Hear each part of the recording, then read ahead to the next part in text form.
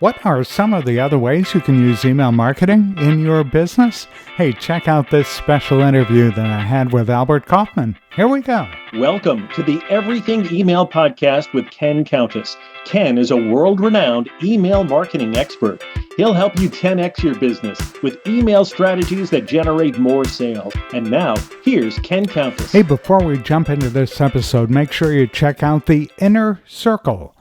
That's a way for you to get free help from me. Go to thebestemailaoffer.com. Thebestemailaoffer.com. Okay, here we go. Hey, welcome to this week's episode of the Everything Email Podcast. I have an amazing special guest with me this time.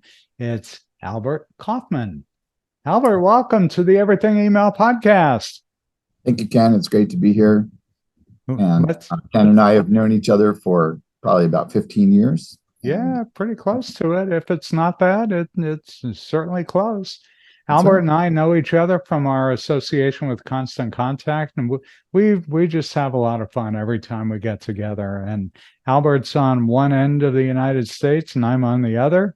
And so time zones don't separate us very much. We have an opportunity to get together virtually, which is what we're doing right now. That's right. Yeah, greetings from Portlandia. Portlandia. Yeah, we don't say Orlandia here. Maybe we should. Anyway, but anyway, it is Portlandia. Welcome. Yeah, I say that, we people here in Portland do struggle with, some people struggle with the fact that TV show had such a huge influence on our city. It attracted a lot of new people to the city. It put us on the map. But I think that the humor of that show is universal. And I recommend, if anyone's not watched the series Portlandia, it's 8 seasons long. There's so much good humor in there and so much great acting that I highly recommend it. I think it's still very current. I have not seen it. Where do I find it? I think it originally came out on the International Film Channel, but I think if you go through, well, actually one way to watch it is just looking on YouTube. Some of the seasons, the full seasons, are on YouTube. I've watched season 3 and 4 that way, but probably on one of the streaming channels you can find it. Okay, well, I've got some homework. I've got to look it up and I'll report back to you. How's that? That sounds great. Awesome. So this is the Everything Email Podcast, and Albert and I, as Albert mentioned, we've known each other for quite a long time, and it's through our mutual association with Constant Contact, which is all about email marketing. And before we hit the record button, Albert and I were talking about different things and different ways that people use email marketing. And Albert uses it and uses it for his clients in a way that's different from for example. I typically service mostly business to business clients and some B2C. But Albert, why don't you share with our audience who you tend to work with? Sure. I've got a real wide variety of people that I work with, and who I have worked with over the years. Some of the more interesting people are jazz-related information for Portland. I have a few radio stations. I've had some theaters. I tend to work with sort of more creative types, although I also have, other businesses as well. But what I wanted to share today was that, we tend to think of email marketing as something that businesses do to reach customers. And there's a whole other world of opportunity out there for individuals to have newsletters that do other things. For instance, you could have a newsletter that's really just about educating people about a particular topic. I have one person who is like an Ayurvedic healer, but her newsletters partly tell people how they can work with her, but they're really also just an educational avenue. And so there are also opportunities for nonprofits, for instance, who want to further a cause. So they may not be trying to sell anything, but they're trying to get you to stop trees from being cut down, let's say, or get rid of gas-powered leaf blowers. So I'm working with organizations that are doing things like that, where you're not necessarily looking for the person to give you money or buy something, but instead you're wanting them to take action. And I think we're all familiar with now politicians using email marketing to, raise funds for their campaigns. In fact, I just ran for office a couple of months ago for Multnomah County Commission.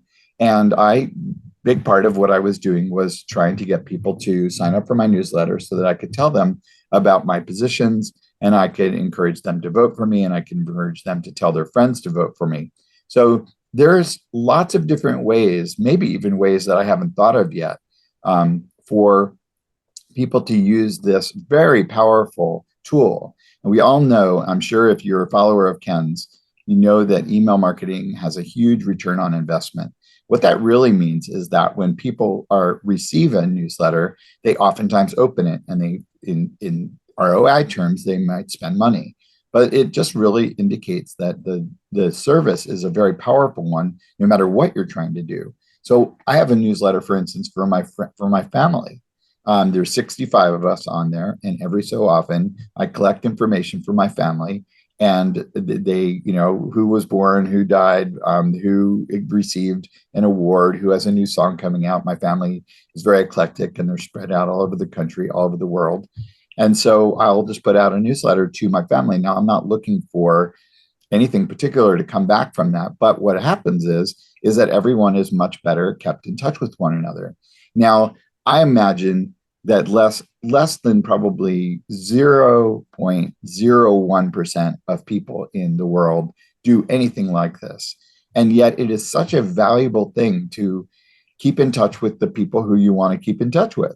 And as we know, with a huge return on investment means that people that I send this email to tend to open it up. And when I send to my family, I get an open rate of something like 80 to 85%, which is much higher than anyone gets for much of anything, unless you're a very popular bakery and you have specials. So anyway, that's just a couple of ideas of ways that people can use these tools to do things that aren't what you tend to think that you would do with these tools. That's fantastic, because you're right. Those aren't the kinds of things that people generally think about using email marketing for. Mm-hmm. And for the nonprofits of the world, or for any number of things. Family, I love that idea. I think you will probably have generated some great, cool ideas for people who listen to and watch this podcast. What a unique way to stay in touch, and it's so passive. Mm-hmm. Yeah, absolutely. And it keeps your personal brand in front of them too.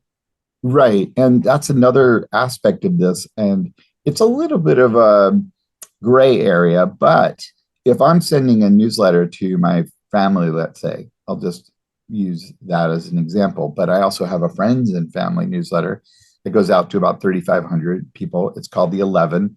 It's basically my take on the world. Oftentimes I do include an action step for people, but it's also just a recording of my life and what I'm thinking in the moment. I've been putting that out since 2008. And so all of these people who receive that newsletter are learning about me, but maybe they're taking an action. But next time, here's a couple of benefits to that. Next time I see them, instead of saying, "Hey, how you doing?" they're like, "Oh, hey, you recommended a book 3 years ago that changed my life." Or you recommended a movie 2 years ago that, I turned somebody else on, or some other tip that I'm sharing. But what that also does is it for the people who are receiving the information, it just reminds them that you are a person that does this thing. And so all of a sudden, I might get an email from somebody that's like, "Hey, I've got this guy who sells, he does pressure washing. And, he's looking for some help in getting the word out about his business. Do you think you can help him?" And then, what that is called word of mouth marketing. And word of mouth marketing, you cannot beat. There is nothing better than it. When someone comes to me who has been recommended by a friend or some third party, there's nothing that can beat that. Google Ads doesn't beat that. Facebook advertising doesn't beat that. Nothing beats that. And so when someone gets an email from me and then they pass it on to someone else and that person takes action, that is gold. And so these tools are just way more powerful than we know what to do with. Now, there's a lot of noise out there, I think, that a lot of people are being attracted by the shiny object of social Right. media. Absolutely. And I'm a huge fan. And in fact, my business started because I got people together in a living room with their laptops or their phones, and I taught them how to use Facebook business pages back in 2008. We would sit around a living room. I would talk to people about how to set up a page and what to do with it. And, for months, I was learning and teaching how to do this. But that has also led me to be attracted, like everyone else, to the shiny object, whatever the social media of the day is. And if you look at the statistics of what happens when you post a post to a business page or you do anything on any social media avenue, unless you really know what you're doing or you have a particular niche that, people are just dying to see, like your Taylor Swift or you're, already something popular. The value of doing that is really just like taking your time and pouring it into the ocean. I mean, there is just no value compared to what one can do with email marketing. I mean, I think there are other things are valuable too. And there are ways to do social media, I think, that can be valuable. And maybe it can also just be valuable to us to be continuing to put our information and our thinking out into the world. And maybe someone will find it. It's like a message in a bottle kind of situation. People still put messages in bottles, although what is the return on that? Absolutely nothing, except for the good joy of it and feeling of it. That's so right. If you think of social media as a message in a bottle and that gives you joy, then have at it. But really, if you want to do something valuable for yourself and really kind of build an audience or, change the world, I think it's much more valuable at this time in history to be thinking about using an email marketing program. That's great, Albert. So let my listeners know how they can reach you and how can they, I read the 11 every month. So Oh, great. You have a devoted fan. How can people reach you and what's the best way to subscribe to your list? Sure. People can come to my website, albertideation.com. Albert and then ideation.com. If you just Google my name, Albert Kaufman, I'm easily found. If you come to my website and sign up for a newsletter or two, that would be great. Also, a thing that I haven't mentioned is that the birthday email that I send out every year is really very, very fun. And I get a lot of feedback from people on that. That's probably my most open email, is the birthday newsletter that I send out each year. And that is a fantastic feature of Constant Contact. I don't know any other company that offers that. And it looks like just a little something, a little fluff, but actually I think that is very powerful. People love celebrating their birthdays. So come out to the website. You're welcome to visit. If you search on any term regarding marketing, you'll probably find something that you haven't thought of before. And otherwise, that's how to reach me. And email also albertkaufman@gmail.com or albert@albertideation.com. Those all work as well. Albert Kaufman, thank you so much for being on the Everything Email podcast. I look forward to our next conversation. Thank you so much for having me, Ken. It's always a pleasure. Bye. Hey, thanks for listening this time around. If you're interested in working with me, go to kenisemail.com/packages. kenisemail.com/packages. And don't forget to join my mailing list. If you're not already on it, go on my website, kenisemail.com, kenisemail.com, and go ahead and join my list there. Hey, we'll see you next week. Thanks for listening to the Everything Email Podcast with Ken Countess. If you like the podcast, tell your friends and coworkers about it. Be sure to visit kenisemail.com to sign up for Ken's mailing list. You'll get great marketing tips every week in your inbox. Have questions? Send Ken an email. It's ken@kenisemail.com. See you next time.